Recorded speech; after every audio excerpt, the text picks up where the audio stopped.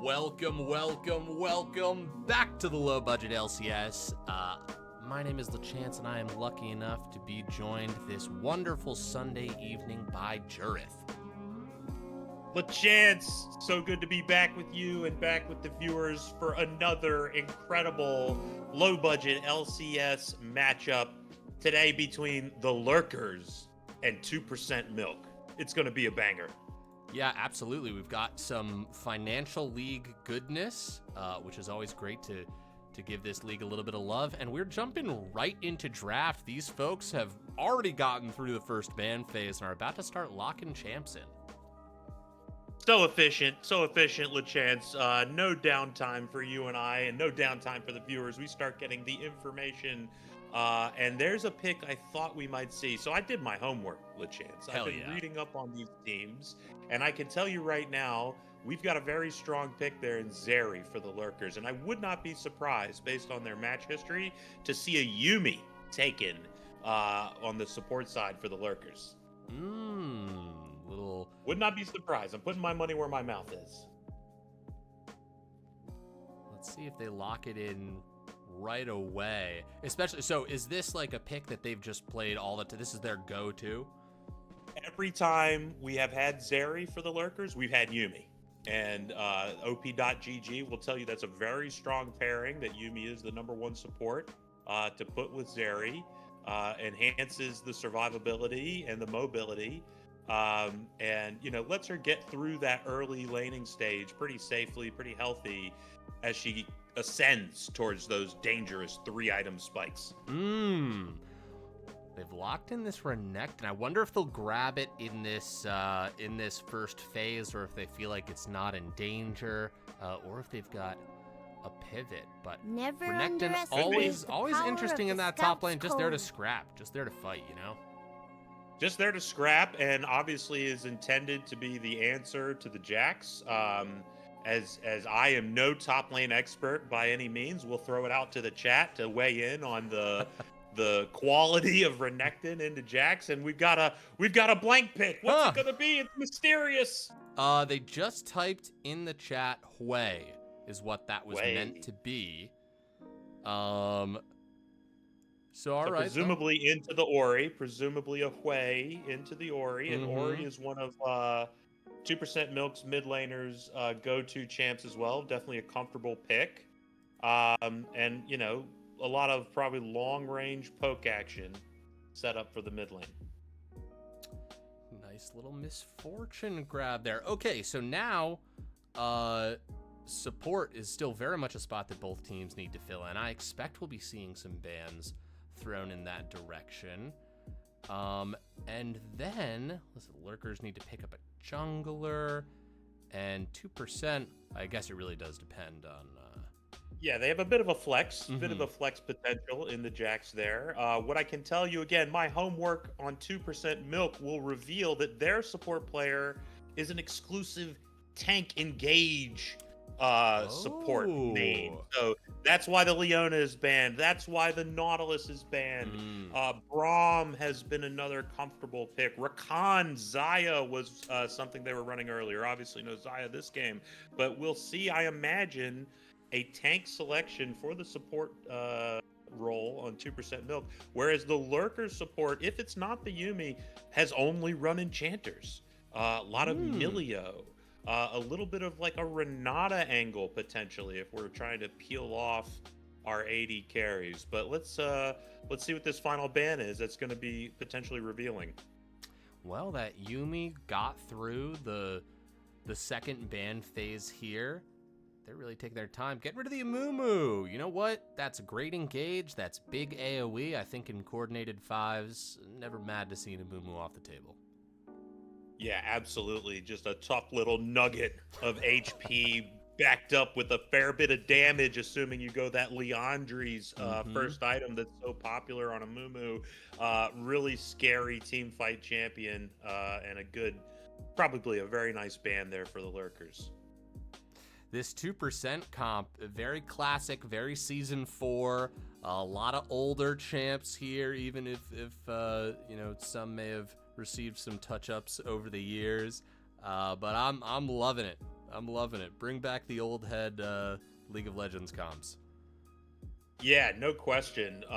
It's like living in a dream world, LeChance. We're taking it all the way back, and there it is. Come on, give it to me. The prophet, Oh, Jurith. oh, the homework pays off, ladies and gentlemen. If you want an A in your class, remember to study up, do the reading. Here it comes, the Zeri Yuumi bot lane. It's a very high upside, but potentially very big low floor if it doesn't go well. But if you let that Zeri Yuumi scale throughout the first 20 something minutes of this game, watch out, because they are going to be frying.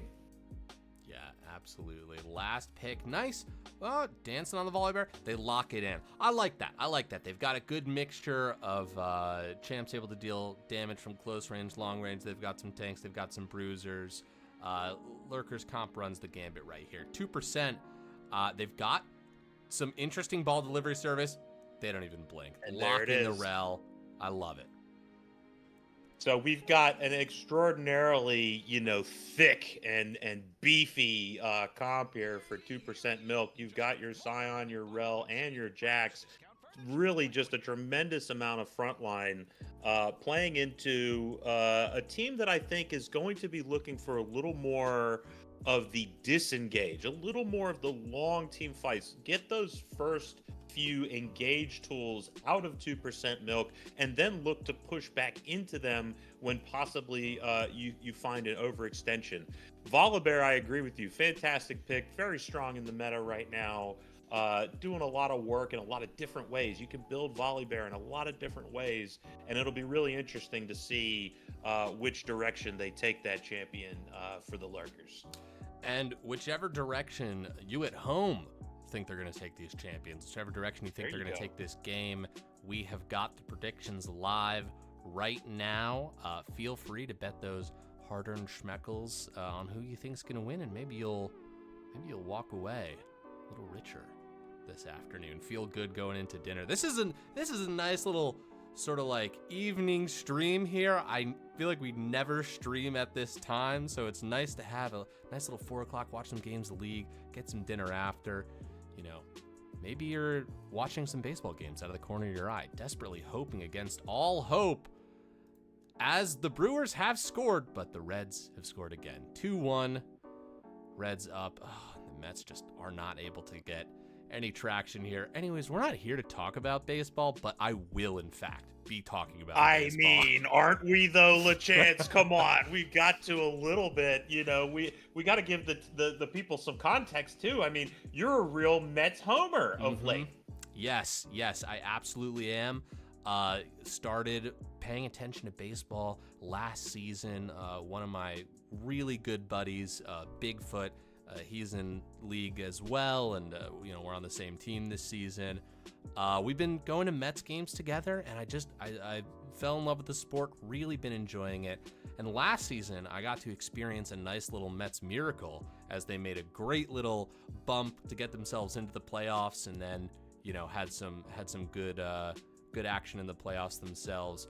Went out in a reasonably respectable way, but this season I'm getting to experience the tumult of hoping that my team will even be able to attend the playoffs. And both games that decide that fate are happening at the exact same time, and at the exact same time as this League of Legends series. So really, really fortunate all around.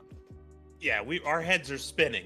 We don't know where to look. Are we watching League? Are we watching the Mets? Are we watching the Reds? It's all happening. And never mind, it's an NFL Sunday in which I am actually laying the lumber in my fantasy league to our one poster. Our one poster in the chat, Vivisol, is in fact my opponent this week in my fantasy football league. And I'm sad to say here at 4 o'clock on Sunday, I have won. I have already won the week. So done. Sorry, Vivisol. Better luck next time. Oof. But it's an incredible afternoon of exciting competitive sports, and otherwise, and it's just great to be here with you. Now, LeChance, you say you picked up baseball last year. I hate to be the potential bearer of some bad news. The Mets have a bit of a history. The Mets are somewhat famous for having not just seasons that don't go their way, but seasons that don't go their way in the most heartbreaking fashions. Okay, Oh yes. losing, and this season would certainly qualify, coming in with an all-time, almost a historic payroll, with just some of the absolute studs of the game, including my former Washington National, Juan Soto, who we miss deeply here in DC. And so to have such an incredibly well-built team that started off so hot and looked so dominant, and you said, yes, this is what we wanted to see with our new billionaire owner with $300-something million in payroll. We're going to run away with everything. And now on the last game of the season, clinging, maybe hoping, praying for a Reds loss and a Mets win to squeak into the playoffs. It is just iconically Mets for this to be the way it is shaken out. Now, Dearth, I'm so glad that you brought that up, because not only am I aware of all of the bad things that have happened to the Mets, that is part of the reason why I decided to become a Mets fan. Because as far as I am concerned, this is the greatest instance of sports edging in history. As the Mets, listen, they're gonna win one day, baby. And, oh yeah, you know, on average, I'm going to live for another 50 years. I'll take those odds. I'd rather be a fan now than jumping on when things are going really, really well. And I appreciate the opportunity to suffer a little bit. You know, I'm here for it. This is character building. So, you know, no matter which way this day goes, I win. My friends who have been fans for a long time, they're going to suffer. That's bad for them, but I'll be fine. Yep. But I would like them to win. That would be much more exciting. Look, I respect your process, LeChance. You know, I think you're going about it the right way. I think, you know, building that kind of thick skin makes the highs so much sweeter when they do come. I mentioned a moment ago, I'm a Nationals fan. I'm based in Washington, D.C., and I joined up with that team when they were losing 100 games a year. Right. And I didn't care because it was baseball in my backyard. I could go see it anytime I wanted. It was on TV every day. I could listen to the local radio broadcast. It was just lovely to luxuriate in 162 games a year, even if most of them turned out to be not in my favor. But what did I get to do after that? I got to go on a 10-year journey with that team from those depths of 100-loss seasons, followed by a couple first-round draft picks, number 1 draft picks, guys named Steven Strasburg and Bryce Harper, to eventually, in 2019, reach the mountaintop with a World Series victory, right? After the decade of, you know, some of the best and most winningest baseball across the major leagues. That was an absolutely pinnacle sports experience in my life, and I wouldn't trade it for anything. And it takes those 100-loss seasons to get there. I love it, and we absolutely are there. As Vega says, praying for the Mets. Thank you, Vega. We will take it. You know, last season, the Mets made what I believe to be the right, an aggressive decision to make a contract with the demon known as Grimace. We were open to anything. We were open to any level of sacrifice so that our dark god would bring us victory. And he did last season. He got us over the hump. And I just don't think we have been trying to contact the right demonic entities this season. I don't know what the Mets Warlocks have been up to, but that's the roster change I'm looking for. We need different occultic powers behind the scenes for the next season. So, you know, maybe we'll get on that. Listen, it's not too late to light a candle, LeChance, you know, draw a pentagram and start channeling. You've got about 6 innings left, and I think you can do it. Yeah, I'm furiously sewing, little voodoo dolls of, there's a lot of, I need a lot of things to happen. So there's a lot of different things I'm trying to create right now, but, absolutely. But you know what? Now it's time to put that anxiety to the side for just a little bit as we are beginning to load into game 1 of another very exciting series as 2% is going to take on the Lurkers.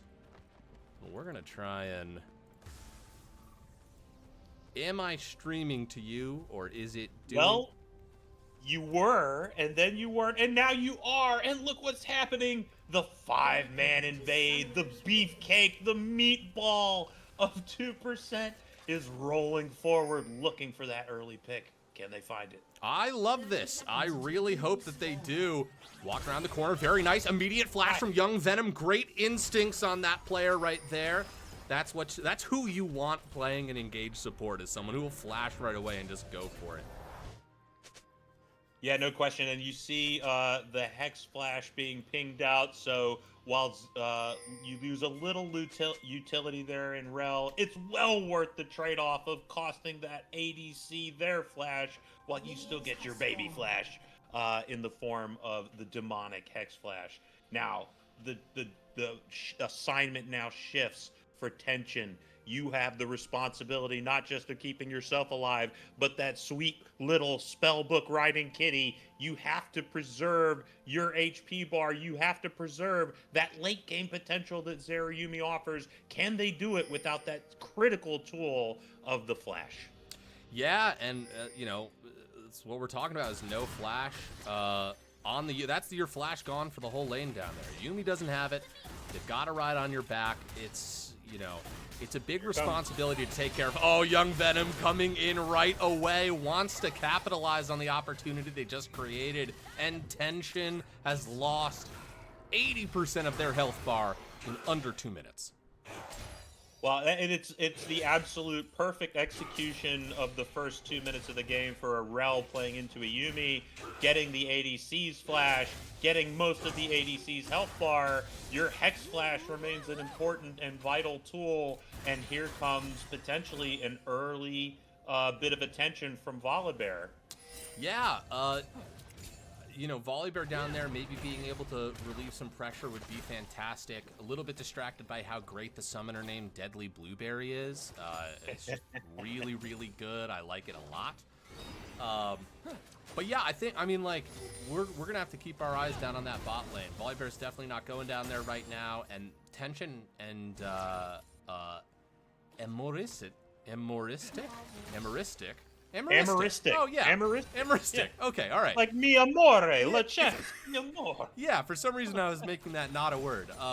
But they're going to have to play this lane perfectly. And Young Venom sitting on a ward, but honestly, they're just going to look for any angle right here. They clearly know what they're doing. They're going to try and make those opportunities happen, and Tension just has to play this perfect.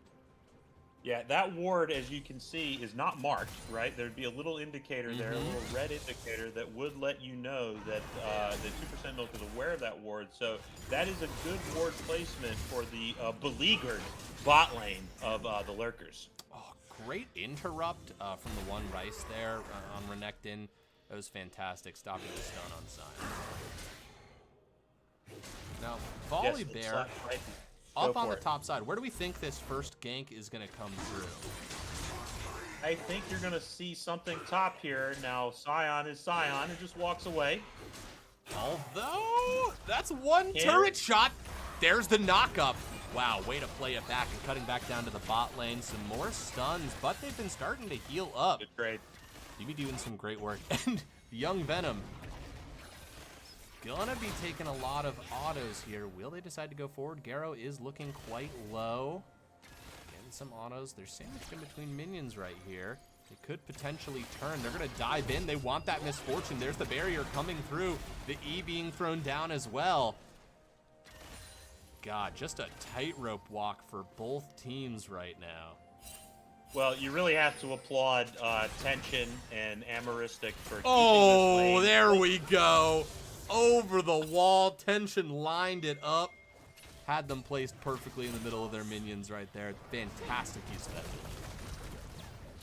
Well, LeChance, it's the best case scenario for Team Lurkers, and a bit of a fumble for 2%. You know, you had everything going your way if you're MF and Rel, you've gotten the flash down, you've gotten a great early trade of HP, and yet The Yumi Qs slowly build up Zeri. The Doran's Blade slowly builds up Zeri until finally the levels are available to make a beautiful trade and ultimately find that over-the-wall beam, sending MF into an electric death. Yeah, and now coming back with a BF sword, I think we're going to see them be a little bit more aggressive. And yeah, now the onus is on Garo and Young Venom to play this lane carefully and try and build back that lead that they had at the beginning. Young Venom's going on a little bit of a trip right here. Coming up mid lane, being able to support their jungler, maybe going to go on a little warding mission, but also might surprise somebody in the mid lane. Yeah, it looks like it's just going to be a ward into the drag pit, just to keep the Lurkers jungler honest, keep Deadly Blueberry from scarfing down that dragon without challenge. Zeri Yumi now can be very safe. Look how comfy they are, just sitting right near their tower. Look, they see Rel on the ward. There's really nothing you can do to get them at this moment, and so Jax looks like he's going to start up the dragon. Yeah, and I think that is the right move right here. Just keep stacking these objectives, and Volibear is nowhere near it, right? So you're in no danger. Strip and the One Rice really going at it. We're gonna have a ton of moments in this game where we start talking about those two fighting, and then neither of them will die. And then the one time that we don't really address it because we think it's not going to resolve, it will end in death. But oh, here comes the volley. Speaking of addressing things, absolutely, the volley is here and he steals it. Oh my god, that is a Deadly Blueberry. He comes in there, grabs the objective, and is now pushing them off the way, in a little bit of trouble flashing forward. Young Venom trying to find an angle there, but on the back line, Deadly Blueberry gets the kill, takes out the Jax, still has ult. Young Venom doing their best to front line. There's only so much you can do at this level. Very nice. They're both going to get out right there. But, God, Blueberry just walked across the map and took that. Wow, unbelievable smite steal from Blueberry. Really, and then a really beautiful trading kill on the Jax, on War Leader, trading flash for flash. As the Lantern Man seeks to escape, is unable to do so. Volibear now in a very strong position. Up a kill, is going to be up CS. Look, he has his entire bot jungle to clear. He's going to reset. He's going to look to that top side and may go straight into those grubs on spawn. Let's see how he decides to play it. You know, I can't believe the directed camera didn't show us more of that dragon take. We just kind of watched bot lane for a little bit, kind of surprising. Young Venom walking in here does not have ult just yet. They're both level 5, but they do have some damage tension though now. Look at this. That's the barrier. They've got level 6, but Misfortune can't do much with that ult at close range. And that's Feats of Warfare.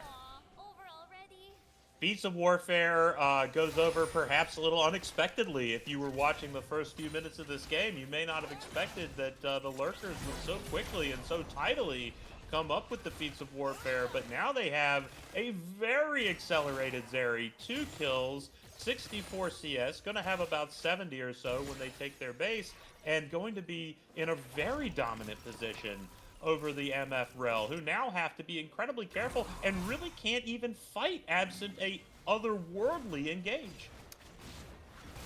Bad news from the baseball diamond. The Marlins have scored 4 runs on the Mets in this last inning.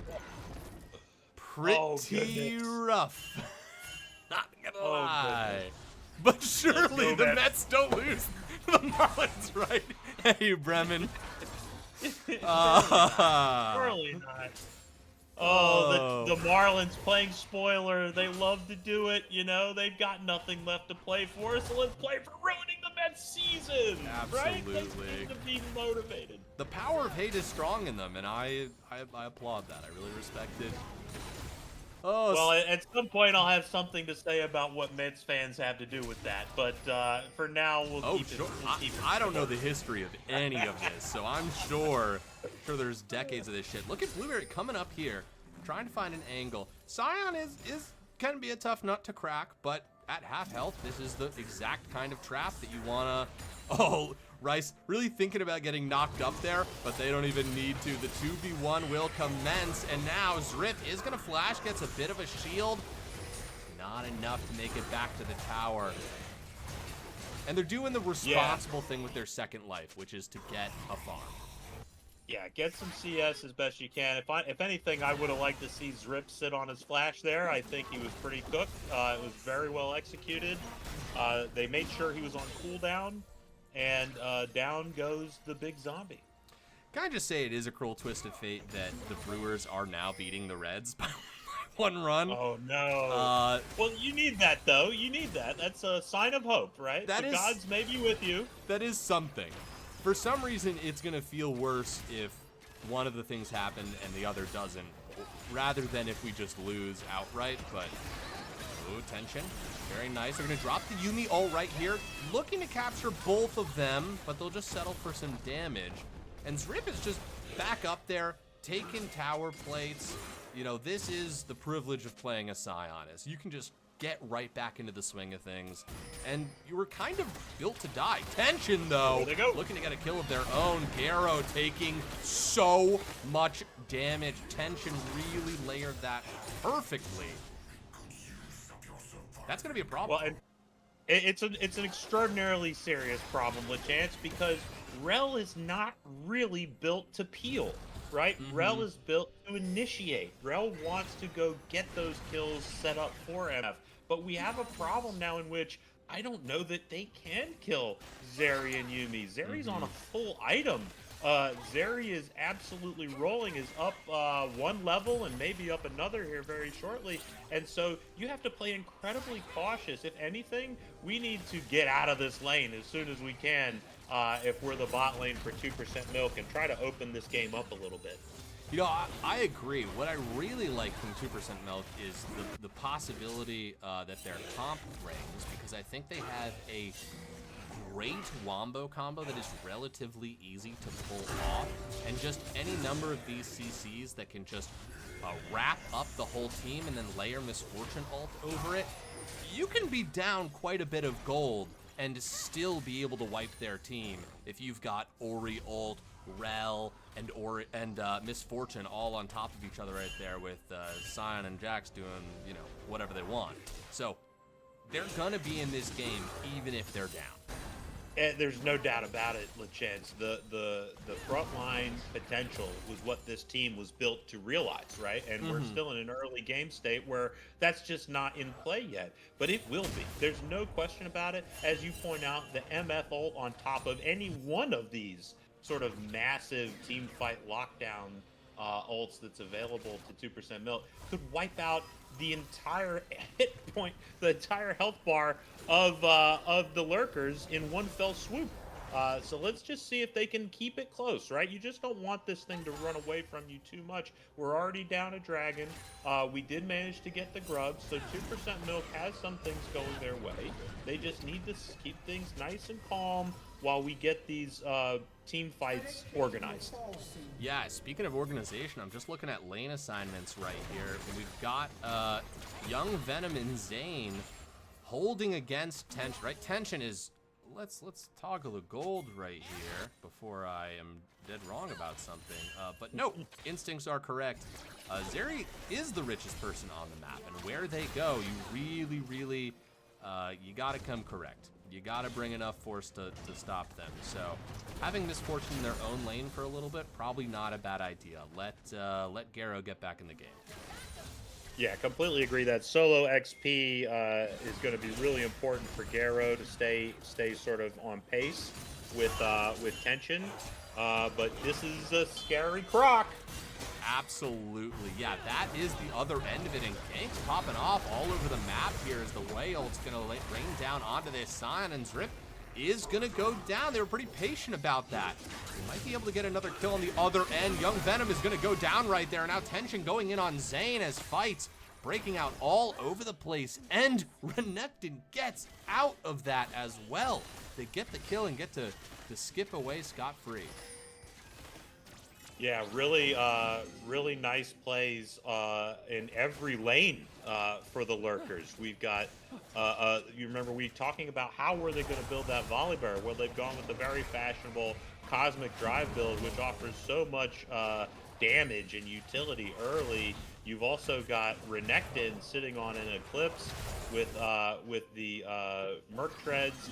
Uh, and then of course the incredibly strong Zeri just kind of getting to dictate terms 2v1 against the Oriana in mid.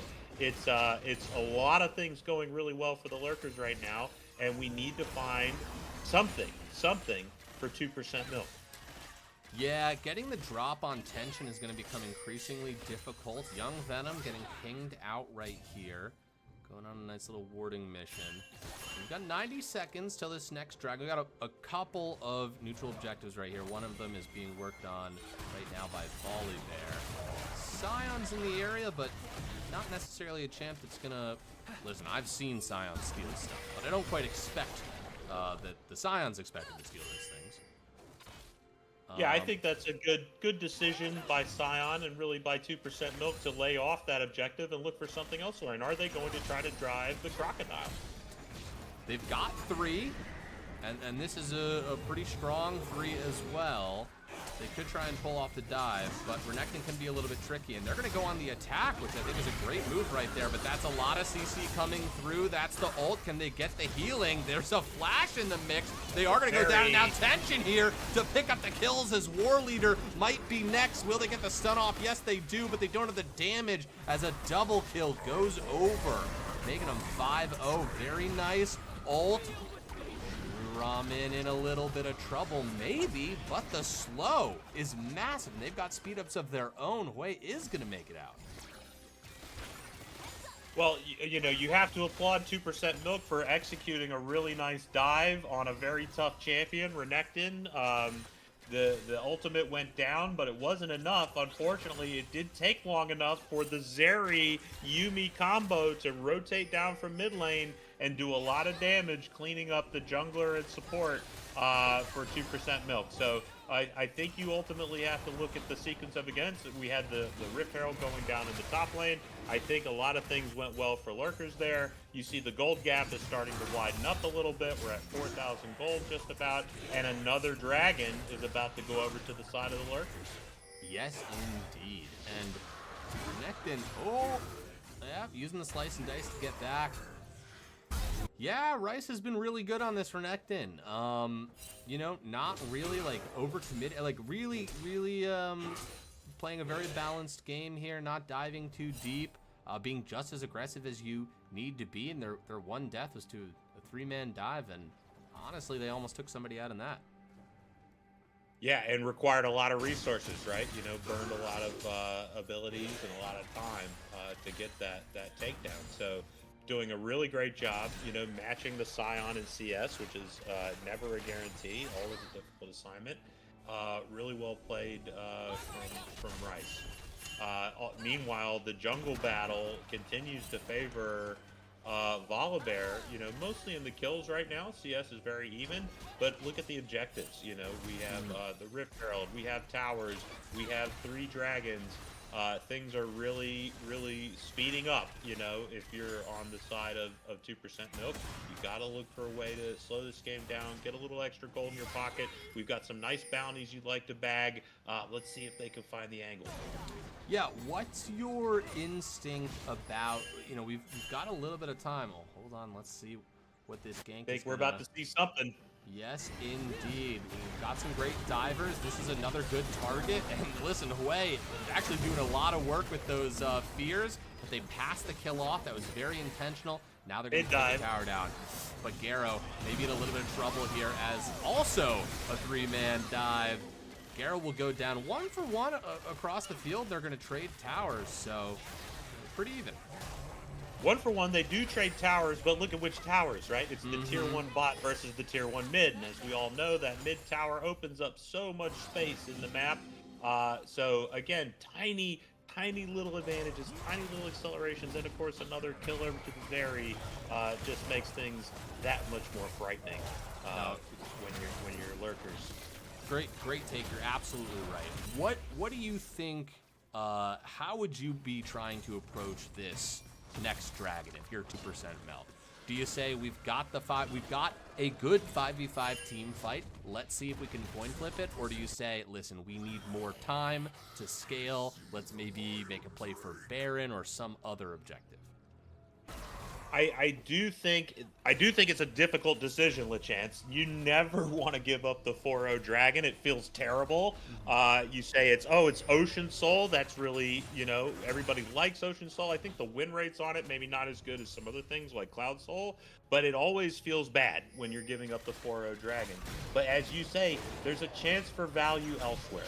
What you really would hate to see is you say we can't give up Soul and we send everybody down there and then we're aced. Or we're losing 3 and the Soul, right? The chances of coming back in this game really dwindle if that's the scenario you find yourself in. So I would like to see them look for something else on the map and accept it. Look, we got a huge fight, and there's Misfortune in a great angle, and look at that! That's Volibear taken out of the fight, but now Tension is here, and it's so much damage as they rip through the lines of 2%. Hold on, bit of a clapback right there. Zrip doing as much tanking as one can possibly do. Tension almost taken down by great placement from Zane there. Had the Ori ball in the back line, and just a little bit more damage, and honest to God, they might have been able to well, I guess there's enough time for everyone to come back, but they might have been able to kill Tension there. It was so close, LeChance. It was so close, and Ori's going to be the one to do it. If they're going to put that Zeri in her place and grab that big objective gold, it's going to be the Ori. Ori is very strong right now, and you had that beautiful setup. The MF ult following in those amazing team fight engage abilities on the side of 2% Milk. It's exactly what they were looking for. They got a lot, but will it be enough? The dragon, as you say, is still in doubt. There is time to get there. Claim vision, hold that river, and find another one of those amazing team fight engage angles. Yeah, I mean, it really could not have gotten better than that last fight. Misfortune was just standing over the wall, and everyone was just lined up perfectly. But vision is going to be a big thing here. And Young Venom is there and putting in some work. They're going to clear out this pink. There's a great Lurkers ward a little further up that I don't think that they're going to catch there. But they do have the inside track. Marked. It is marked. That ward that you're looking at is marked, so they know where it is. They can play around it. Here's the real thing. But if 2% is going to win this fight, they've got to be all together for it. I just don't think that they can. No doubt about it. In piecemeal. All right, way nice. The Scion's coming in, dragging down to 4,000. That's going to be Zeri ulting. There's the Misfortune ult. Got a couple charges off, but was ultimately stopped. And 2% soldiers are falling by the wayside here as the damage from Lurkers is just incredible. And they were tanking the dragon the whole time. They've got the soul. Valiant effort there, but it just was not enough. Yeah, valiant effort. They did get a lot of what they wanted in terms of the look. Scion knocks up, I think, 3 or 4 people. MF follows right behind. But Lurkers do have some ways to dive back in at MF, and they did it expertly. Blueberry just ignoring everything, running at that bullet thrower, and able to take them down while Zeri just fries in the back, largely without challenge. Yeah, they were ready. They learned from that last team fight, and they were ready for it. Ori has really been on the run. Hwei is not letting them back peacefully. Yeah, nice use of the artillery abilities from Hwei. Ori, of course, has a lot of ways to scoot, with her, I think that's her W that drops the circle and lets her skip across it. But, Ori, unfortunately, maybe not strong enough to offset the incredible amount of damage Zeri's doing on the back line. No, certainly not. And you always want to save space for not yet. But you gotta create time in a game like this, and now we're up to the big game-ending buffs. Now, I will say, let's see. Let's see if we can get a little pick here.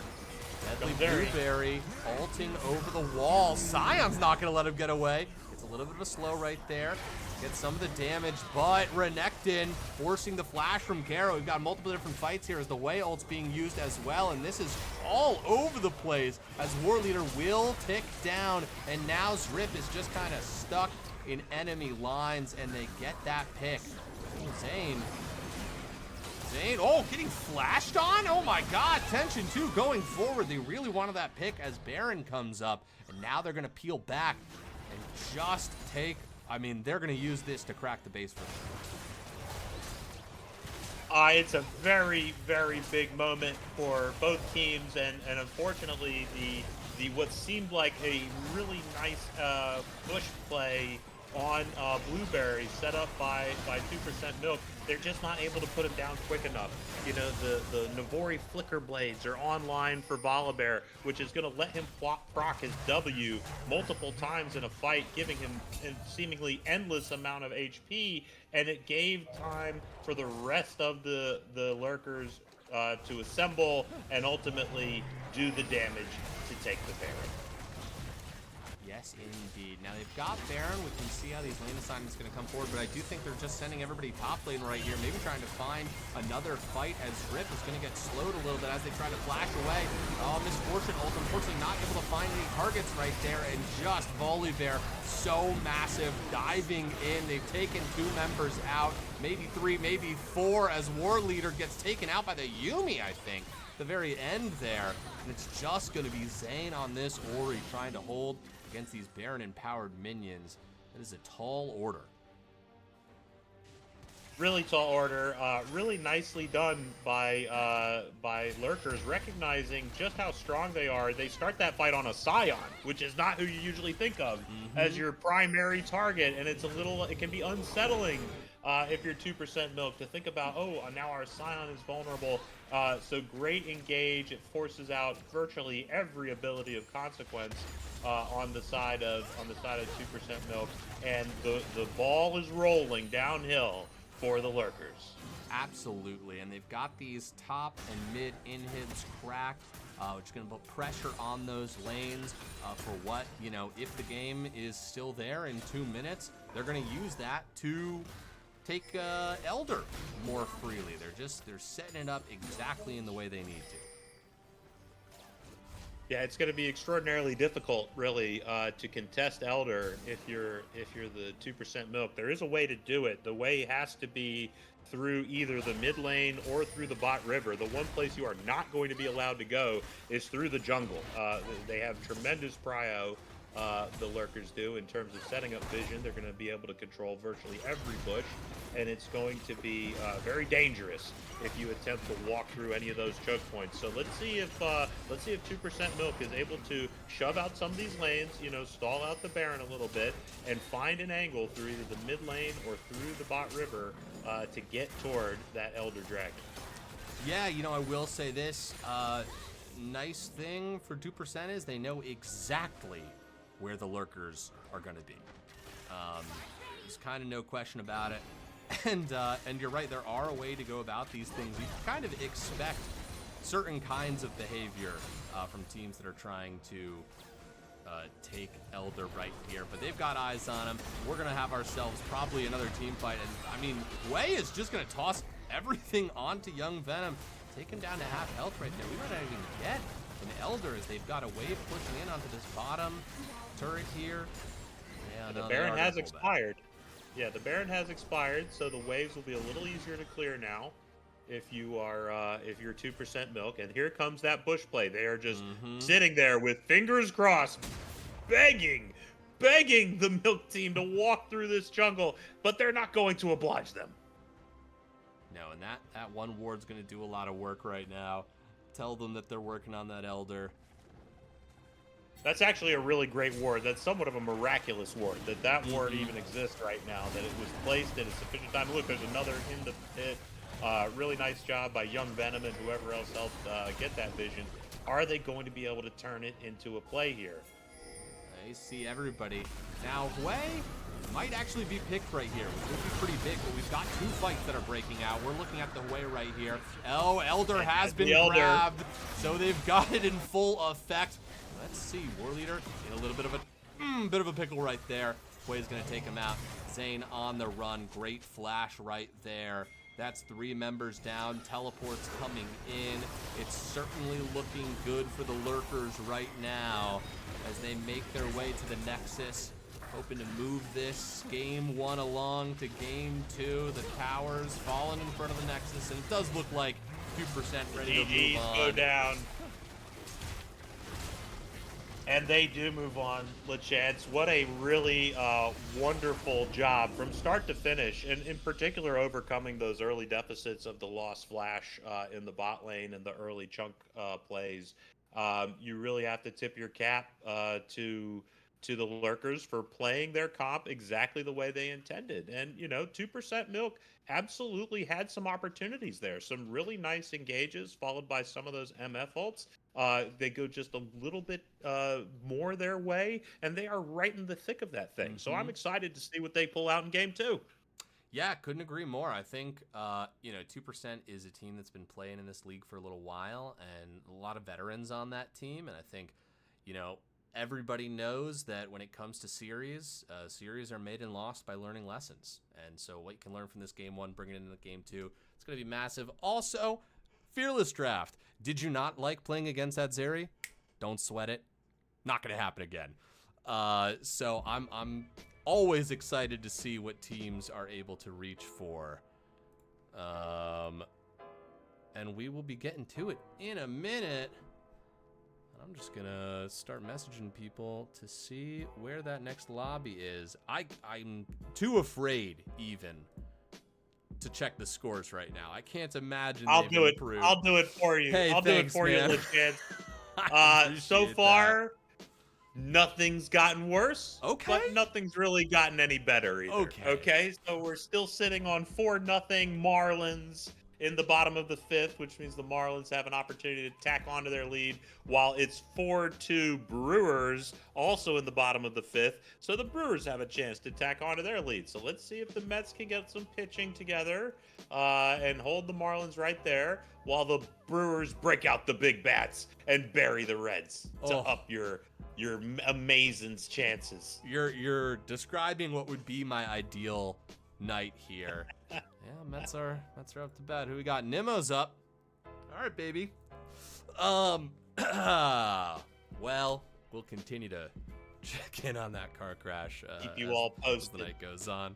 Exactly. Let's talk for a minute, LeChance, if we can, about the larger context of this particular league match we're looking at.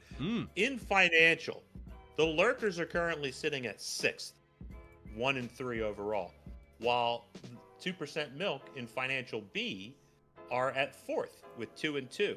So this is actually a really important series for both teams.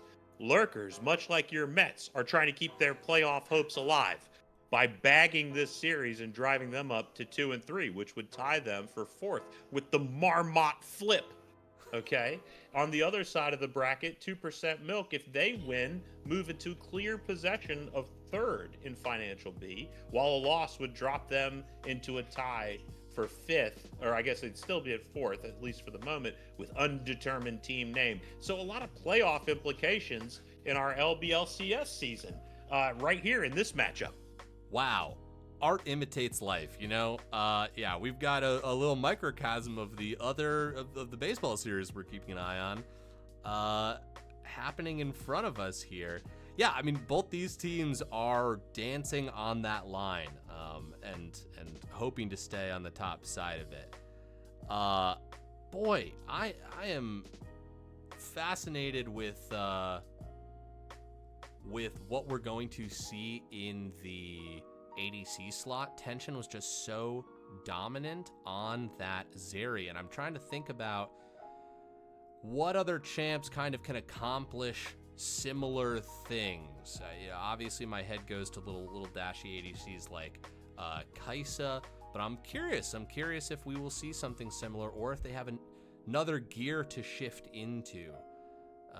Well, you know what, LeChance? Your homework might reveal some of the answers. Oh my god.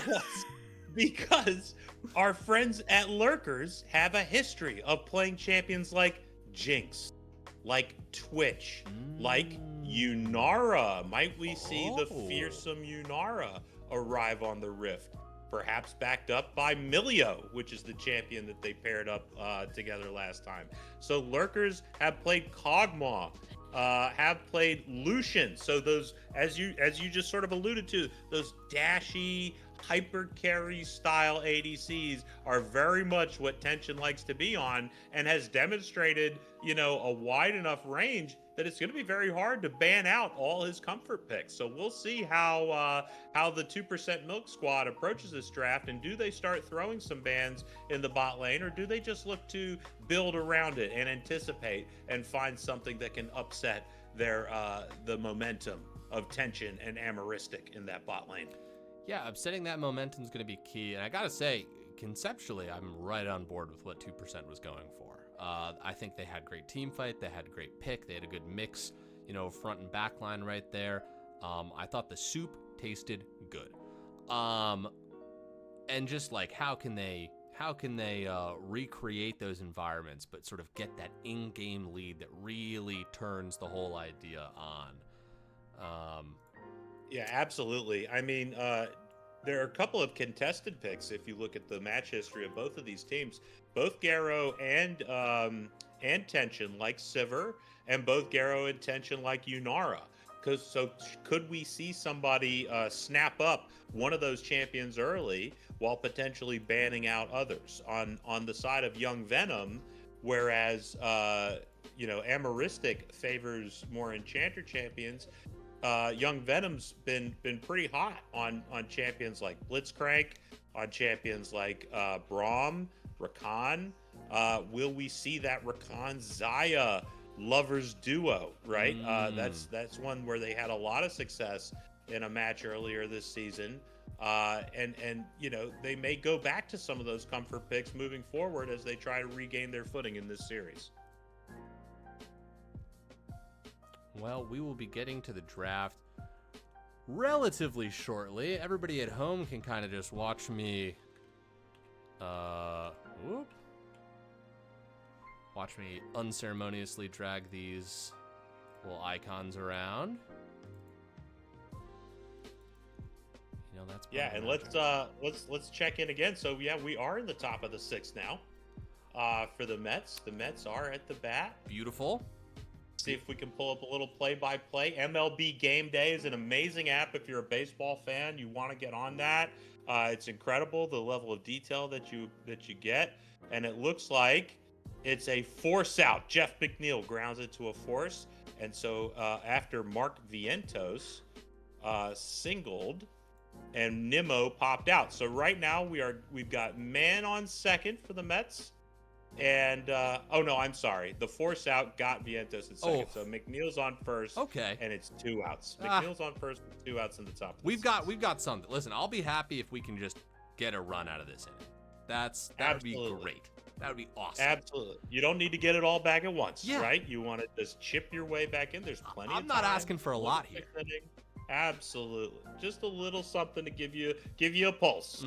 Yeah, exactly. By the way, you've got the perfect baseball announcing cadence down.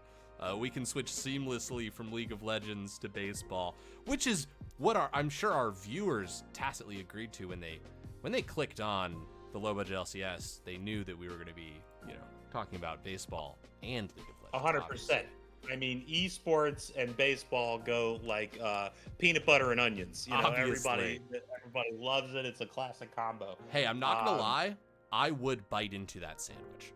I would try peanut butter and maybe not pickled onions, but maybe some like grilled onions. I would try that. I was just gonna say caramelized. The word I'm thinking is caramelized. Yes.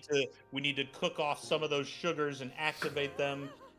Get that nice little browning going on. I think it could be the next big thing. I think it might surprise you. And if anybody out there has some time on their hands and they want to maybe kind of throw a meal away, just give that a go. Give that a go and let us know how it comes together. Now, are you going smooth or chunky peanut butter on that sandwich? On that sandwich, I'm going with smooth because I'm expecting texture from the onions. And honestly, I think chunky peanut butter, which I prefer in peanut butter sandwiches, that's a little bit more of an upgrade because I don't want to be afraid of what I'm biting into. I want fair. that. I want to know that the crunch is coming from the onions, that texture is coming from that onions. And also, kind of weird to say, I want the onions to be hot. Oh yeah. Yeah. No, Yeah. nothing worse than a slimy, cold Ugh. onion, right? We need Ugh. fresh off the griddle. I want like a plancha, kind of griddled onion, right? Like a nice, hot, flat grill. I think that would be really nice. And then I want a nice, crusty bread with a little butter and then toast it a bit, like toast it a little on that grill, right? So that we've got warmth coming through at every level of the sandwich. Here's the thing, peanut butter, peanut is a very dynamic flavor, and it appears in a lot of different cuisines. And I'm currently even thinking of just like massaman curry, like you get those nice like peanut tones. Like peanut can belong with a lot of vegetables. So true. I really don't think we're too far off.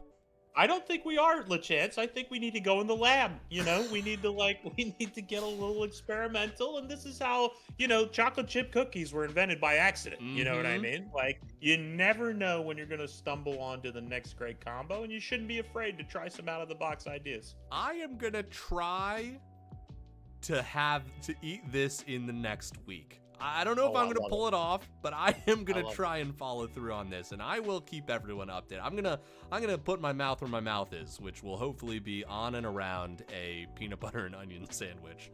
Oh my God, I'm so excited. And you got to document. We need documentation, and we need the step-by-step recipe so we can all do it at home. Yes, absolutely. We'll really work on making that one come together.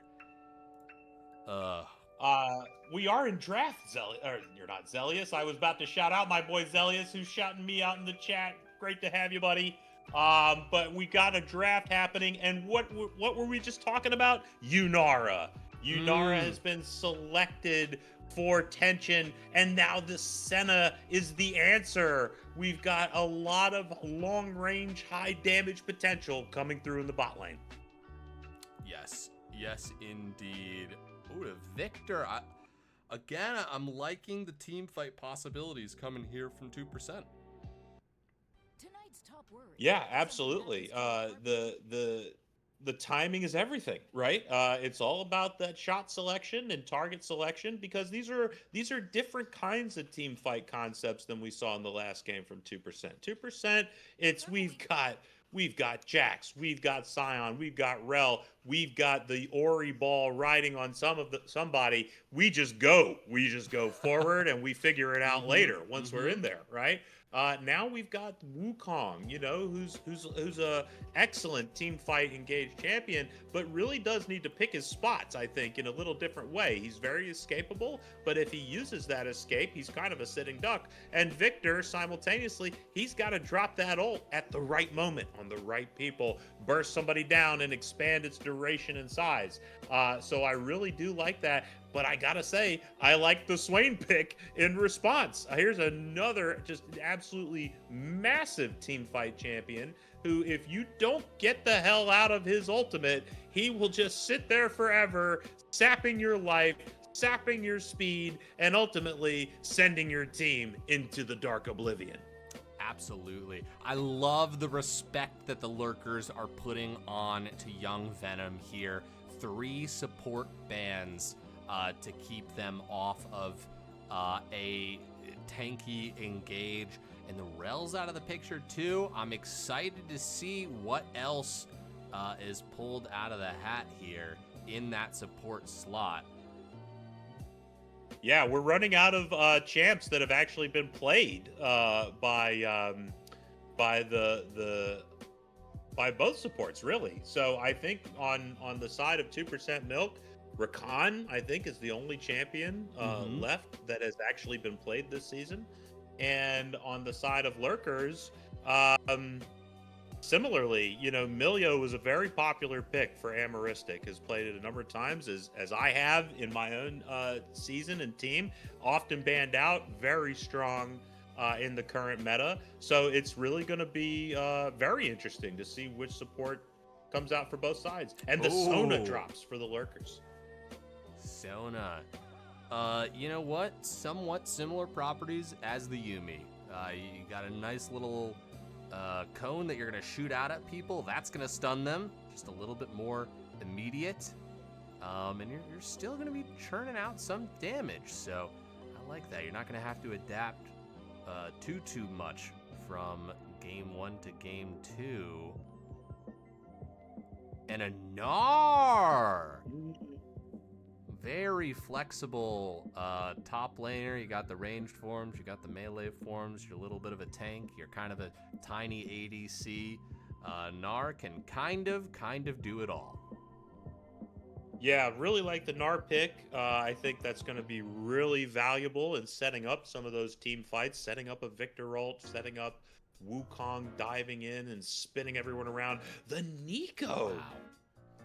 Wow. This is a really sort of outside the box pick for what I assume is the support for 2% Milk. Not played yet this season unless my homework is failing me. And really a different kind of concept of engage. Not tanky quite so much, of course, but still able to dive in, knock your entire team up, and maybe go golden if we start building the Zanya's Nico. Mundo, a nice thick frontliner. It's going to be pretty difficult to take down. Fascinating comps. Really interested to see how this game 2 plays out. Now I'm going to tab over and get those predictions going so that people can get back into the casino here. Yeah, season 4, no more, LeChance, I would say about these comps. I mean, this is much more a modern day 2025 League of Legends approach. Really interesting lane matchups almost across the board. I mean, a Swain mid, I feel like that's a little, not completely outside the box, certainly not unheard of, but a little less common in the current meta, but has the potential to be a real showstopper in those team fights. Sona, an underrated late game hyper carry support. Sona in a team fight, once we start approaching level 16, I mean, she is spamming all 3 abilities every 3 or 4 seconds. It makes it incredibly difficult to play into. I really like both of these drafts. They offer such different visions for how you can win this game, and now it comes down to the execution. Can't wait. Yeah, a lot will unveil itself here. We don't think we're going to have any surprises by the placement of these champions, right? We think lane assignments are pretty clear from the picks. I'm trying to get there, LeChance. I'm trying to envision, could it somehow have been Victor's support and Nico mid?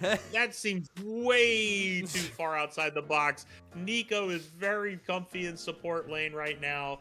Sona, unless you're some kind of madman like a guy I know named Sovereign, our mid laner on our team, who pulls out every off-meta mid laner you can imagine, you assume Sona's your support. That would leave Swain in the mid. I think it's exactly what we think it is, and now it's just a matter of the doing. Indeed, what every game comes down to. Eventually, you must do. Yeah, so speaking of that doing, I mean, we talked about how 2% gained, a pretty early, even though it was a little bit of a micro lead there. Anything you think play-wise that could be adjusted? Do you think any strategies that Lurkers were implementing that have potential counters, or are we just sort of trying to be a goldfish, forget game 1, and just bring your fundamentals into game 2? Yeah, honestly, LeChance, I thought both teams played a fairly tight early game. We had the flashes traded in the bot lane, but Lurkers then played correctly, right? Given that situation, they did what they had to do to leave Zeri Yuumi in a good position and ultimately in a dominant position. And when I think back on what went wrong in the early game for 2% Milk, the biggest moment for me is the Dragon Steal, in which Volibear was able to come from all the way across the map after Jax had begun the Dragon long before, and dove in, stole the dragon, killed the jacks, traded flashes, and that really seemed to be the moment where the ball started rolling for the Lurkers. So if I were looking back, and I would need to see the map state and the lane state, but I'm fairly certain the bot lane for 2% Milk had good push when they started that dragon, because Zeri at that point was kind of huddled up under her tower. She had her kill and she was willing to just sort of soak experience and gold. I would have liked to see the bot lane for 2% rotate up to the dragon more quickly to help burn it down, get Jax unlocked, move him around the map, and take away the possibility of that steal. That moment could have been one that might have changed the arc of the game at that earlier state. Otherwise, I thought both teams did a really good job, and I expect the same kind of discipline in this next matchup. You know what? I think you're right. I think you're right. That was a big pivot point in that last match.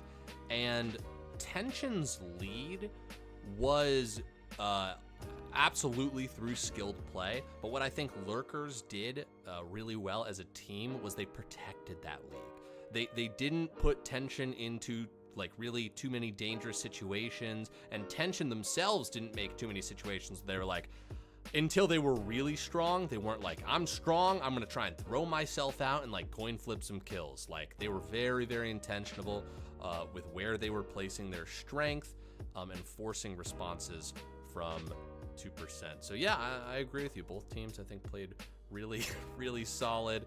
And we've got Baked Beans and Flo Sneezy tuning into the stream here. Spooky Stands Unite.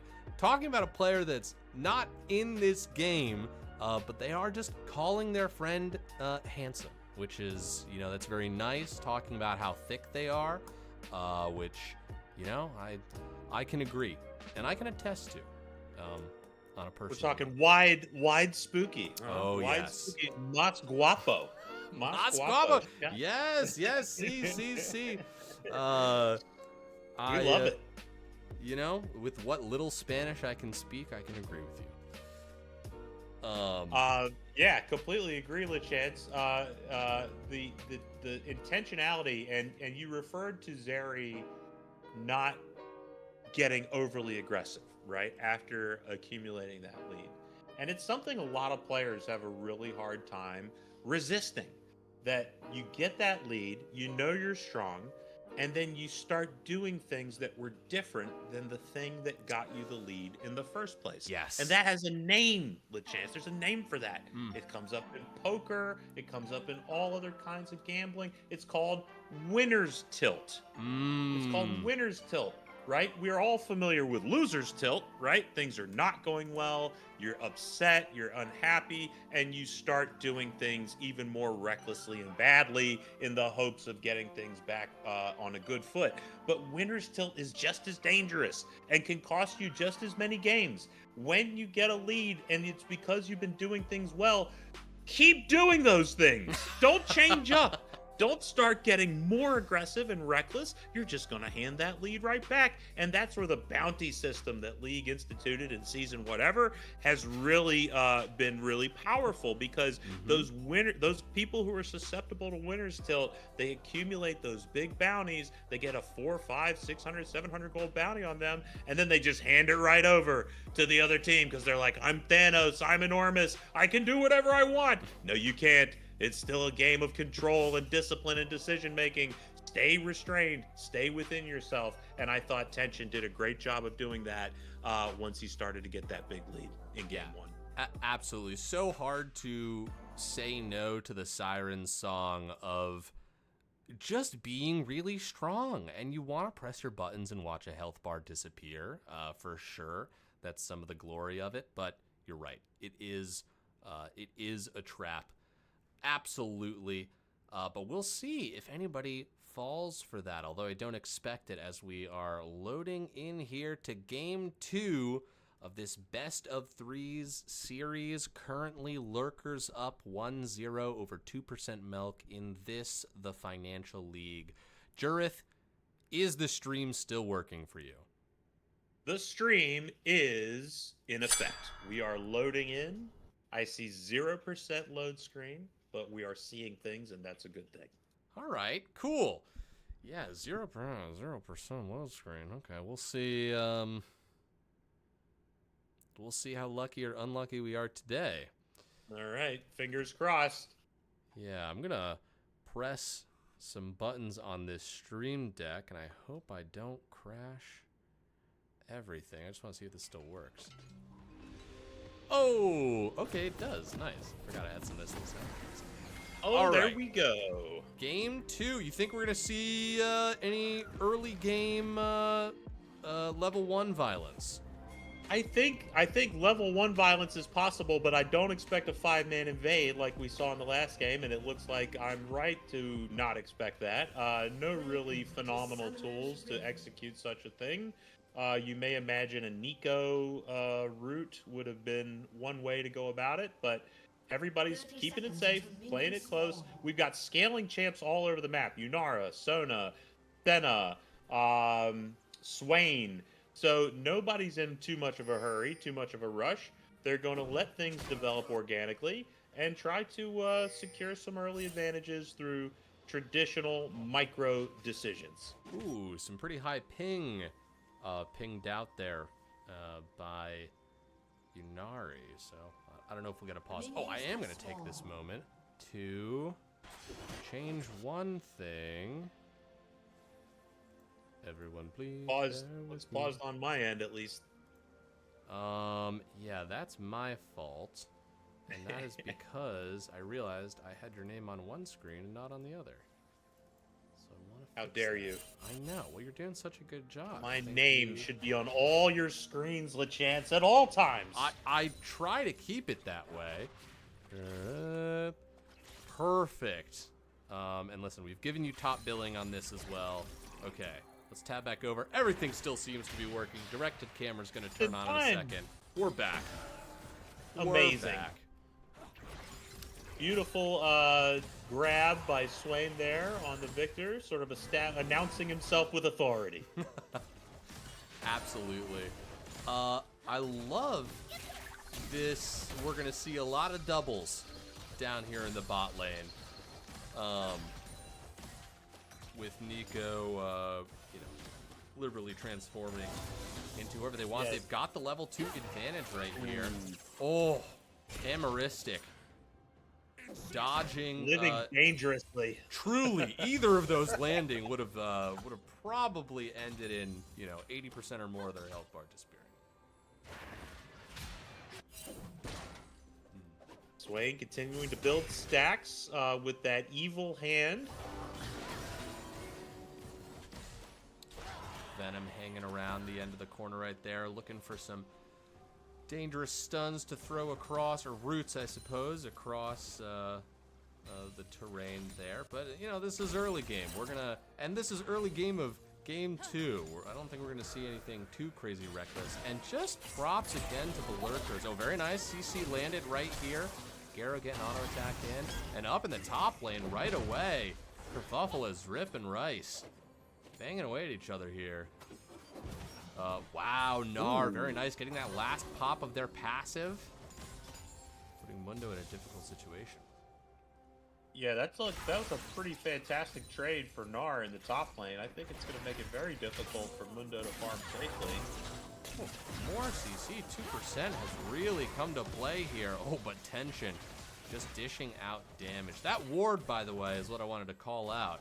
They put it in the exact same place to keep an eye on Venom, who they know loves to hunt in those bushes. So just good vision all around from them. Oh, in the mid lane, here we go. War Leader coming around, burns a flash from Swain, but that's going to be first blood going to 2%. And War Leader flashes out to live safely, but it's an absolutely Zarip looking low. Rice gets the kill there, 1-1. Oh my God. More of a fight happening down here in the bot lane, and Blueberry is actually going to be in the mix too. Oh, Blueberry. This is a flank. Can they find a target? Gara's going to get dived on. The flash is going to get burned, and that's all they're going to get, but that's not bad. Not bad at all. Blueberry misses the mark that would have absolutely secured the kill, but what an incredible sequence of events all across the map. We've got flashes being used in mid lane and top lane. We've got bodies falling everywhere, and it is an absolute electric high-paced start to this game too, LeChance. Yeah, absolutely. There is clearly going to be a lot of fighting right here. Zeke just walking up. I love watching mages just slam on each other like that. Yeah, they're doing a great job walking this this wave in right here. But whoa, getting caught right there. Venom has been on point. Venom is landing a lot of roots on Sona and has completely burned out her mana bar, so she must leave the lane because Sona without mana does not exist. Wow. And here's another problem. I don't know if they're gonna... Oh, one more tick would have done it. Another friend. Incredibly unfortunate. Senna elected to queue Young Venom. Jiro queued Young Venom instead of queuing the Sona, and I think that might have been the difference in securing that kill. I think you're right. Do you think the Q saved Venom? I don't think Venom needed it. I don't think Venom needed it. I would have liked to see full-blown aggression in that moment. I love taking care of your teammate, but you're ADC Senna. Be greedy. Be selfish. Yes. Young Venom's in charge of their own health bar. You don't need to keep him alive. Absolutely. Venom in the mid lane. Can't wait to see more surprise plays from this Nico. And Dragon is up here. Oh, let me get the timers for that. My apologies, folks. Yeah, Dragon on the table. We saw, dominance from the Lurkers on that objective in game 1. And Blueberry is in the neighborhood here. Maybe trying to keep that pattern going. We'll see if 2% has anything to say about that. It looks like War Leader is going to try to move down. Oh no, now looping back up, maybe going for a top gank, so potentially conceding the Dragon, but trying to secure the accelerated Mundo. But steps on a control ward, so that play should be dead in the top lane. Yeah, the Pink's doing their job right there. Well, we've got level 5 over level 4 right here. That's going to be some CC that does hit the Senna, but the damage is just coming through. His tension just pours it onto Garo, and they get a little bit of a heal right there through. Venom still hits the root, but they are going to take Garo down. Beautiful team play. The eye from Swain absolutely guaranteed that kill. Made it a fait accompli. But down goes Rip. And Feet of War once again going on to the Lurkers. And quickly, once again, it happens seemingly all at once for the Lurkers. They are finding these opportunities with incredible regularity. Yeah, they know what they want and they're making it happen. War Leader coming around. I do like a lot of the movement from War Leader. They've been getting caught on some of these wards, but they are looking for angles. They just got to keep doing that. You got to keep trying to approach the problem until you find a solution. Yeah, I really don't see anything that I would say is obviously wrong, right, on the side of 2% milk. I just think the execution for the Lurkers is so strong. They are earning these advantages. Absolutely are. God, Mundo is going to be so... Just already that health bar is looking so daunting. Oh, Blueberry. Oh, wow. Cod's Rip right there. And, there's a lot of good things about Gnar, but you can certainly feel a little vulnerable when you're in that many Gnar form. The problem for 2% on this objective is here's Hammeristic. Hammeristic is already in position, giving the Lurkers an extra body up at that crucial Grubs objective. And I say crucial because of what you're saying about Mundo. Can you imagine accelerated early game, big HP bar Mundo now loaded up with 3 Grubs, ready to smash his head into that turret and smash it to the ground? Durith, I can, but I certainly don't want to. Yes. That sounds like a nightmare, but Blueberry is working on that horrible possible potential future as they take down some Grubs. And yeah, they're just keeping the pace of the game on. Strip, a little bit of trouble right here. Very nice. Gnar ult gets the CC, but even we're seeing the full damage combo there does not really make Mundo blink, and you've got War Leader here. They kind of need to win this 1v1. They do have a level up on them. Rip having to flash away. Very nice use of the turret. Little bit of decision fatigue there. Not sure which one to go after, but War Leader decides, let's go after the guy that is trapped. Question is, has it been enough time? The turret gets the kill. Okay, if Garo paid attention there, they did see. Oh, very nice. Yeah, nice poke by Young Venom. Really unfortunate for 2% not to cap the Mundo. Instead, going over to the turret. But at least they give Gnar a little time alone in that lane to get a little XP back and to get a little more gold on board. Yeah, I mean, speaking of gold, only a 300 gold difference so far. There's been some great farming in the top and the mid lane right here. We've got some damage being dished out as tension is now rooted. The clone running forward. Doesn't trick anybody, though. That combo that we just saw from Young Venom and Garo, that is what they are looking for. That is what this tandem is supposed to do. Layer on the CC between Nico and Senna. Whichever one hits first, the other one hits right behind, and they can get a lot of damage done that way. Absolutely. Venom hunting. They've got level 6. Very nice flash, and what a beautiful wombo combo. The dream of game 1 coming true here in game 2. Wow. All right, that gives us a great rubric of what we want to see deeper in this game. Yeah, no question, LeChance. I mean, and we saw the engage potential just now of the Nico. This is exactly what they want to do. It's what Young Venom is generally comfortable on. It's a little different when it's Nico. It's not the big HP bar, but it's still the same idea of like, I will initiate, I will set you guys up, and Wukong being able to come in cloaked, camouflage, what have you, gives them such an incredible amount of surprise, shock, and awe, taking down the relatively skinny members of the Lurkers bot lane. Oh, God. The sound of that chair crunching into Gnar, it is just so brutal.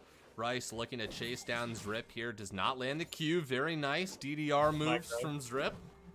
Just zipping around, you know?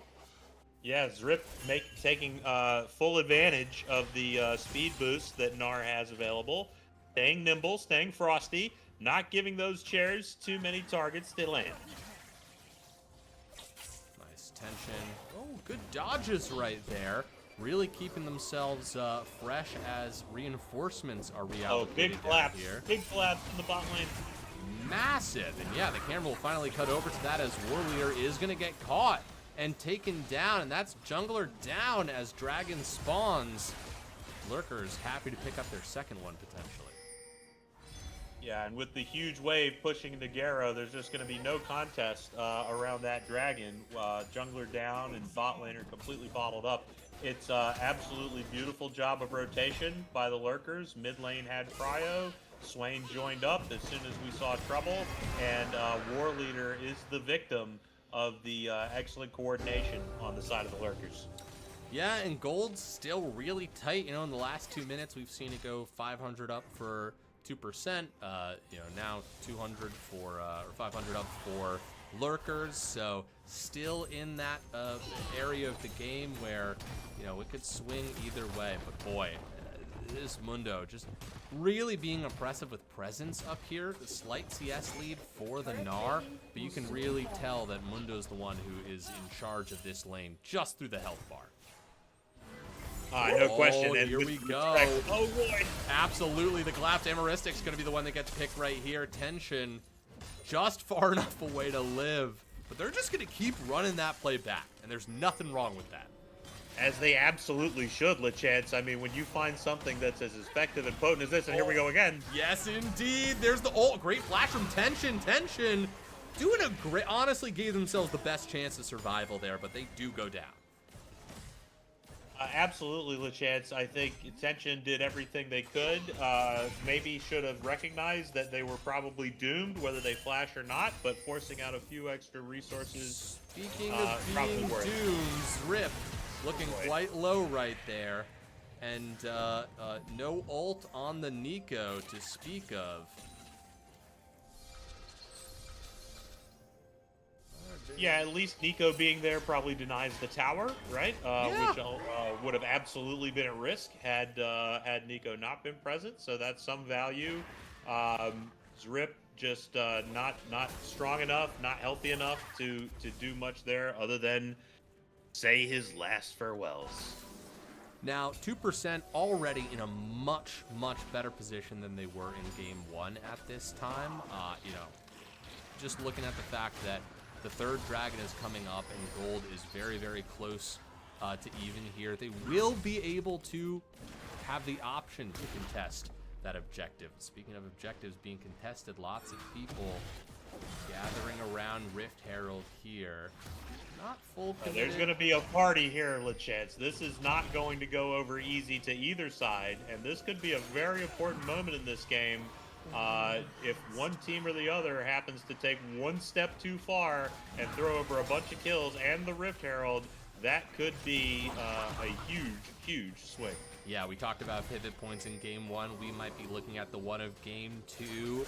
Lurkers lurking around. There we go. Young Venom. Oh, but he gets pushed back, but they've still got the damage. They absolutely pop Amoristic. The flash forward Swain, not on multiple targets right here, and a teleport did come through as Mundo. Oh, Zrip shows up, jumps in, had the Meganar form right there, and they need just a little bit more damage, as now Lurkers are the ones who are on the run. Swain and Mundo sustaining themselves quite a bit, but they are still gonna go down as 2% finds purchase. Oh, but Deadly Blueberry with the smite takes the opportunity to get a kill, maybe slowing down this objective, but at the cost of their life. But Mundo's going to be at full health here in just a few seconds. I don't know that it's going to matter. What a beautiful Nico engage, followed up with a lot of damage. The TP from Zrip is absolutely decisive, with Yunara being stuck in the bot lane.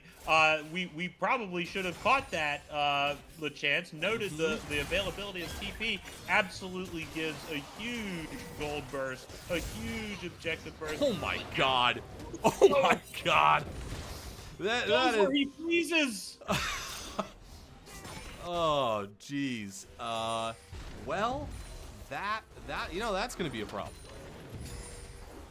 It's a huge problem, but there are answers. You know, there are answers to Mundo. We can get some heal cut. We can get some more Doms. We already see the Executioners on Wukong, so recognizing the need to chop down the health bar without it being replenished on the side of on 2% milk. So I ultimately think we are in a very good place, if you're a 2% fan, to see the team move with confidence into the latter stages of the mid game.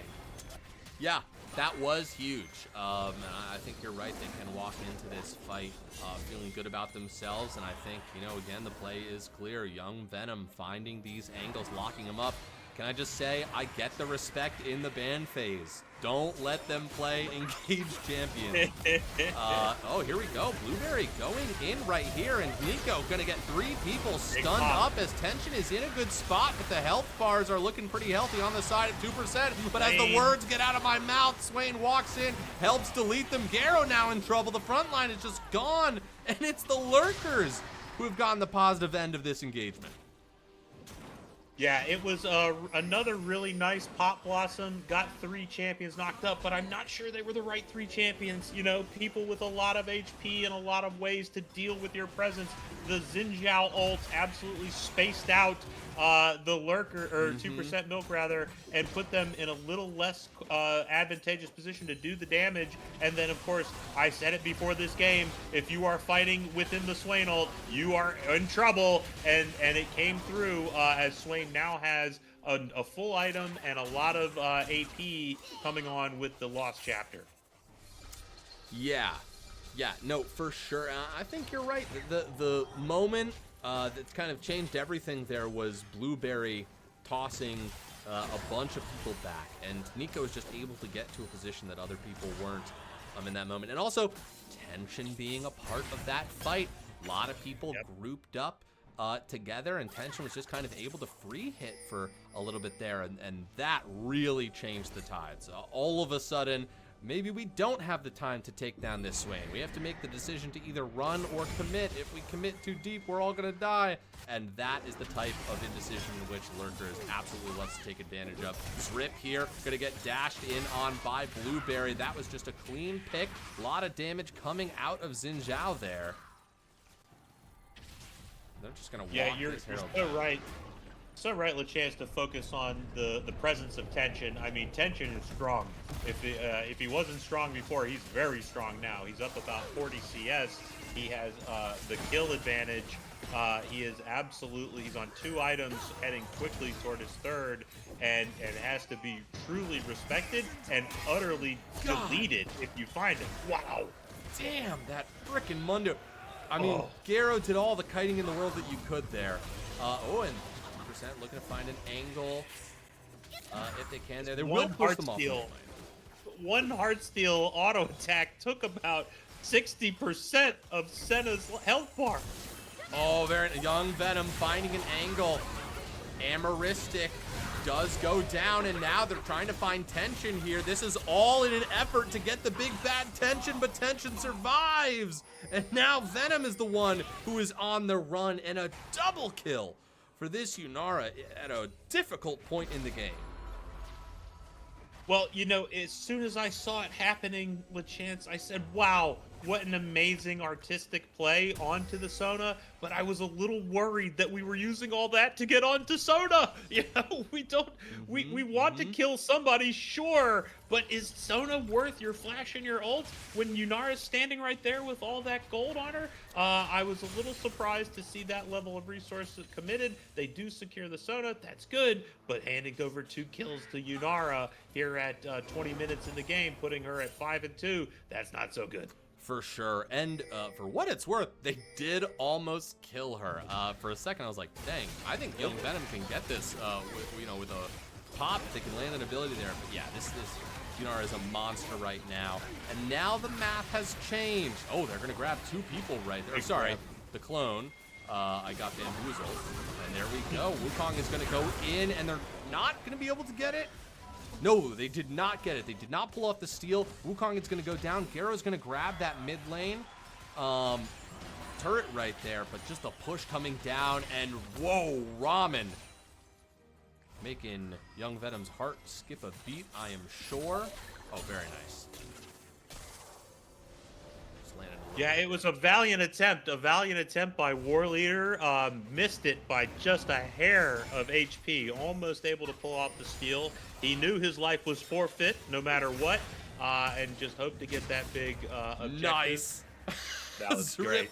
That was very slick there. That was the only way to get out of that situation. Yeah, Drip realizing that you got to go now or you're not going at all, and was able to pull it off with a nice little flash and a knockback and stun of the Xin Zhao. Fun little micro play there. So where are we, LeChance? I mean, we're sitting here at 22 minutes. We have 3 dragons on the side of Lurkers. The gold lead is not as significant, but I think we're quickly moving to the place where we don't care if the gold lead's not that significant. Look at the bounties on these champions. Mundo sitting at 700, 350 on Yunara. Swain and Xin Zhao both have a ample lead. So we need to find something. Once again, 2% milk in a position of having to get some of these bounties on board. Look at that flank, though, and that's a lot of circles being tossed on top of each other. Do they have the answer? Blueberry with a great ult right there. Gonna make them invulnerable for a little bit. Zrip's gonna have to step a little bit closer. They gotta go mega. Very nice ult as they toss Mundo into the wall right there. Zane flashing forward. Very nice. The shutdown. The Victor does it. They've gotta drop more damage. They're doing it, but now a big bad Swain has shown up and ulting nonetheless as well. You gotta get out of there, baby. They're not able to. Ramen. Oh, just absolutely psyched to be surrounded by opponents that close. Oh, Garrett's got a little bit of range here. Oh, but 3 for, that was 2 for 3? 3 for 2. Sorry, 2 for 2, or maybe 3 for 2, but it's the most important 2. They got the 700 bounty of Mundo. They've got the 350 off of Yunara. Maybe they have to give over this dragon, but I'm telling you, the gold went down, and it went to some really powerful champions. I think Zane may have picked up both of those. or possibly Senna got the Mundo. Either way, big carries on the side of 2% Milk picked up big bounties. And let's see if they're able to translate that as they get ready for the next team fight.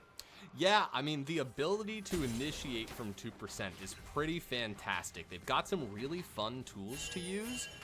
And that fight, I mean, that was just picture perfect. You know, found their way to the back line, were able to take down a couple of big bads. So if they can do it with those, they can do it with others. You just got to be careful. Venom not getting caught here, making their way out. God, this Mundo. I mean, you're gonna stun him against the wall. Then you got a kite like crazy, a teleport Here we coming go, the through. TP. Very This is smart, what it takes, using the though. minions. Absolutely. That's a much later TP. Oh, that's Senna ult. Oh, there we Took go. little This bit is too a clean long. here. Maybe they can get somebody served up, but it's the Swain. Somebody feels pretty confident in this situation right here. They're gonna pull the Victor back a little Victor, bit. though. Leader.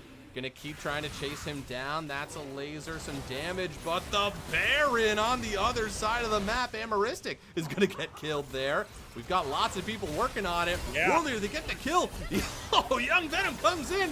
What is going on here? Who is this left? This is just Deadly Blueberry left. No one is getting this Baron. Blueberry is going to get Garrow. Multiple bodies all across the map. Young Venom feeling quite cheeky right here. Just gonna deal some damage before they walk away. I mean, Jurith, what do we make of this last series of plays? I feel like everything that could have happened did happen, including Blueberry finishing the fucking job. Wow. Didn't even know you could dash across that bit of terrain right there with that ability. Holy shit. Wow. Well, Blueberry makes it actually a lot better than I originally thought it was going to be for Lurkers. I was about to give an unqualified win over to 2%.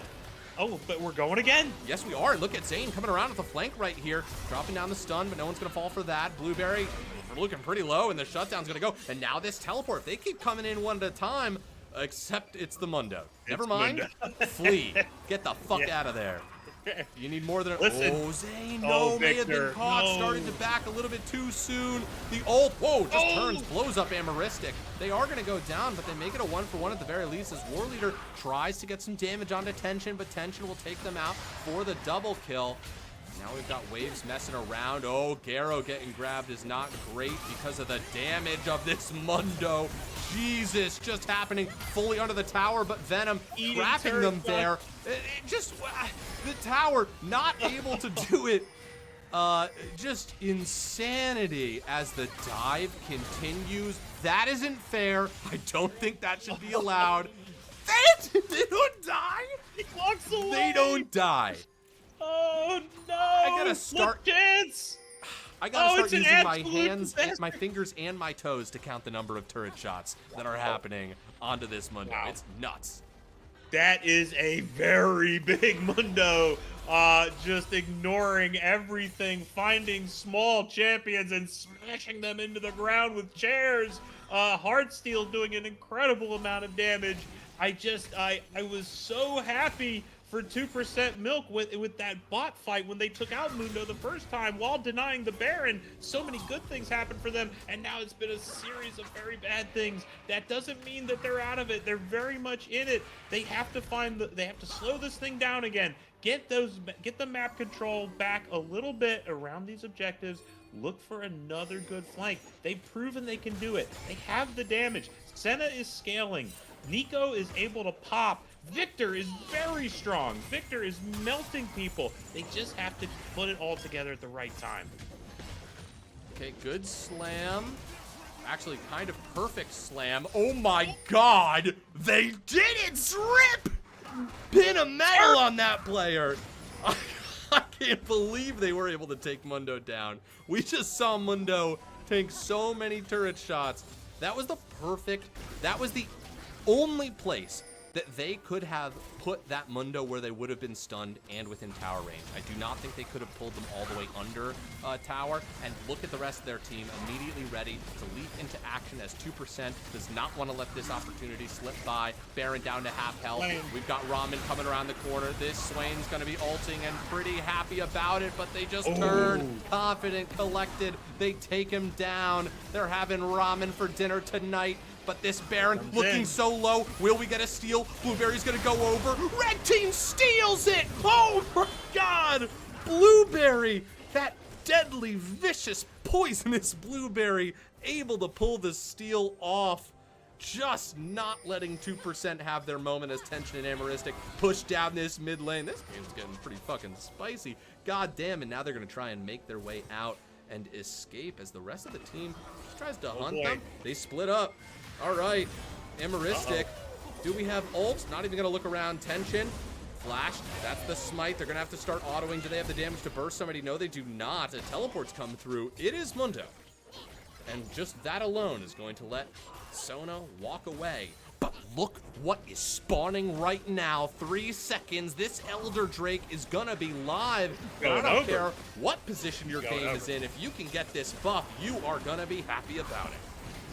And I think it's just it's a free Elder, honestly, LeChance, to 2% milk. I mean, Xin is just now walking out of the base, is not going to be here anywhere close to in time, and if they're not careful... Okay, Swain electing not to go in. I had a feeling because this thing has been such a fiesta, LeChance. It's been a fiesta for at least 5 minutes. I mean, it's nonstop action. I thought Swain was maybe going to try to stop the backs on that Elder and we'd get more party. But instead, they're going to accept the fact that they need to breathe. Everybody needs to breathe. LeChance needs to breathe. I need to breathe. Mundo is breathing. Sona is breathing. Everyone's saying, hold on. We have Baron. We have Soul. 2% saying, we have Elder. Now it's all about that angle. Who's going to make the mistake? Who's going to walk on the ward? Mundo is playing a dangerous game and decides to back out. Or does he? Yes, he does. Mundo says, no, I know I'm huge, but am I this huge to take on 4 people with the Elder buff? But wait, my team's coming up. Here it goes. Oh, there we go. That's going to be the ult. Lots of people connecting in. And oh my god, Young Venom getting so much damage around. That's Tension getting taken out. Blueberry surely the next to fall. And now Garo on the backline. Mundo and Ramen getting that kill. A 2-for-1. But, I mean, I don't know. Can you really start fights against a team with Elder like that? Not in the jungle, LeChance. I certainly wouldn't want to when I don't know where everybody is. Really kind of surprising choice, I think. I just think, you know, it's like, it's very close, you know? They're saying, we have Elder, we have Bear, we have an enormous window. Why shouldn't we fight? Well, the Elder Dragon's a pretty good reason, and we see why. Yeah, no, absolutely. That's going to let them crack that tower, and they just didn't have a wave to empower there. And no, I agree with everything you're saying. I think 2% have played to the advantages of their buff perfectly. They've bit on every fight that they've been offered, and they have been rewarded graciously for those decisions. And now, okay, when Elder burns off, the question is going to be what happens next, because I'm looking at gold, and you know, as games go on, gold means less and less, but I do believe we're still in the gravitational pull of gold, and it's not too much higher. I think Lurkers might just be able to wait this out and then resume what was happening before they lost Elder. Yeah, I really think the big key in the next fight is going to be Yunara uptime.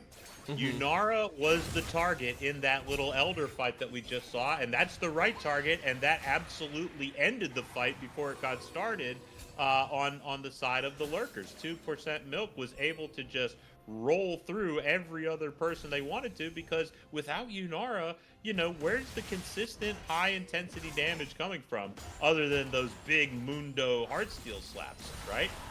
So if Yunara is allowed to be up and firing, she is still much bigger than the Senna. The counterpoint on the side of 2% Milk is the Victor. Victor has an enormous amount of gold. Look, is up 70 CS and a bunch of kills over the Swain. Oh, we might be getting some picks here. Fights popping off all over the place. Nobody goes Big ult down. down. Pop Blossom is down for Nico, but Xin Zhao ult down as well. But look at that Nico ult timer. It's already 25% back. It won't be long before she's ready to pop again. I gotta be honest, I have no inkling of how this game is gonna go. This really feels like it could go either way. Big tools on each side. And, I mean, just to what you were saying about that Victor, I do think that Victor is going to, if left alone, will just deal insane amounts of damage. I mean, it's full build right now, right? Just sort of working on getting more Magi stacks there. A But team has fight the is gonna be 10. rough. But has the 10. Has the 10, which makes it so much more impactful, right? You get the move speed buff.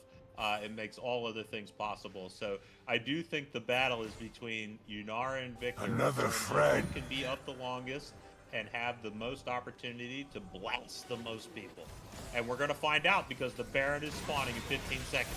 Yeah, but they're not even going to wait for that as the fight is going to break out. That was a clone right there.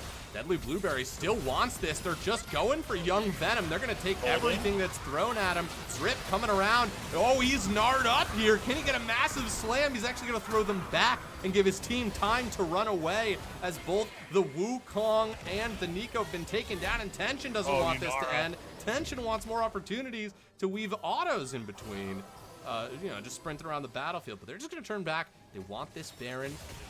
They want things that are going to help them end the game. Yeah, absolutely. And it's, it's the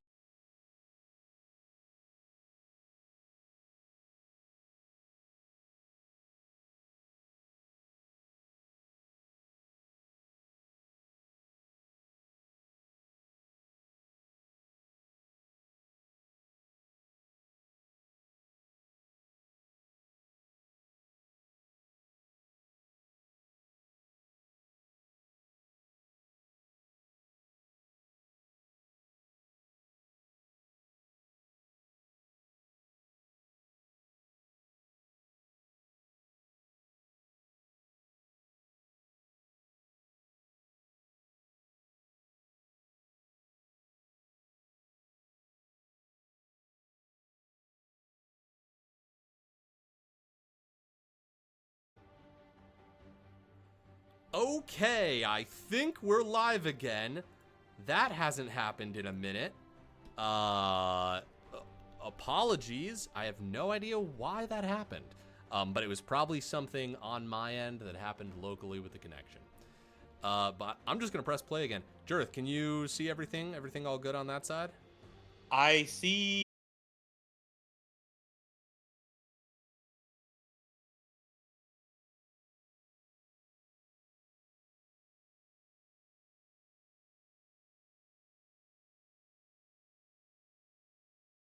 I can't imagine that that they're gonna be able to come back from that. Garrow now gonna go down. Whoa! Full-bodied ace there. Sorry, slightly distracted. It's all right, LeChance. It's all right. There's a lot to be distracted by because it's an absolute bloodbath. I mean, it's an incredible engage by Nico. Gets exactly what they were looking for. Unfortunately, there's just not enough behind it to make it count. And the game and the match goes over to the Lurkers. Yeah, they did it in 2. And just played great in both games. Big ups as well to their opponents, 2%. Fantastic adjustments by them from game 1 to game 2. I mean, they got the assignment and they came correct. Wow, Gnar dealing the most damage in the game. I did not expect Well, we all know that's not a real stat, LeChance, and that's because he's fighting a champion with a million. Right. Okay. Right. But you're right, and we always see that in those big Mundo games. So tip of the cap to Gnar for hanging in there. Tip of the cap to 2% Milk. I mean, they really did a fantastic job of fighting off of their backs in game 2. They were down to 4-0 Seoul, and yet we're still completely in the hunt with a legitimate chance to win the game, capping that first Elder Dragon, having a lot of things go their way, all off of their decision making. I thought they absolutely made the best of a bad situation, and unfortunately, it just didn't go their way this time. But a valiant effort all the way around. Yes, and I think we're probably going to end here because I'm seeing people, maybe we try to do an interview on another day, but I'm seeing that the stream connection's looking pretty bad, and I'll just be real, I want to go and watch the last inning of this game with some friends. But Jurith, this was so much fun to cast with you. Anything else you'd like to toss out before we beat a quick retreat here? No, it was a great time with you, LaChance. I'm sorry to tell you that your Mets are looking rough. They're going to need a bit of a miracle. Good, dude. Yeah. 2% Milk was in a better position to win their games than the Mets are right now. So best of luck to you, and see everybody here again soon. All right, folks. We're just going to raid the LTA, because why not? All right, people, we will catch you later. Adios. Bye-bye.